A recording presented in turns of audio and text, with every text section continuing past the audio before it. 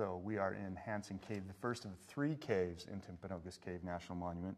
This is Cammie. She is a ranger here. She's going to tell us about the Intro to Caving tour and what we get to see that the regular tour doesn't get to see. But first of all, give us a little history about the cave and how it was discovered and the following cave discoveries that happened in the years after. Okay.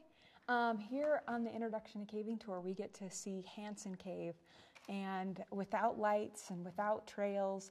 And Martin Hansen, in 1887, he was cutting for firewood in American Fork Canyon. He was up the slopes a little higher, and he left his axe at the end of a workday. When he came back the next day, there was snow on the ground, and there were cougar tracks all around that tree.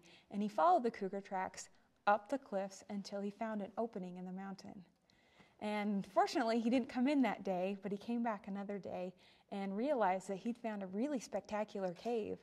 And so starting the next year, he actually offered cave tours. And everybody hates hiking the cave nowadays, but it was so much more exciting back then because Martin Hansen he cut down trees and lashed them to the cliffs, and people would climb up the branches to get up to the cave. The Introduction to Caving tour actually follows the same tour route that Martin Hansen took his visitors. And back in the 1800s, not only were you climbing up the branches, but taking a recreational outing was a big deal. So you're probably wearing nicer clothes.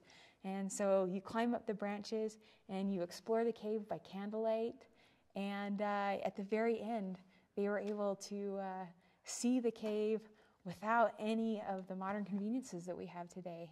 But now we get to look at it and understand what his cave tours were like just a little bit.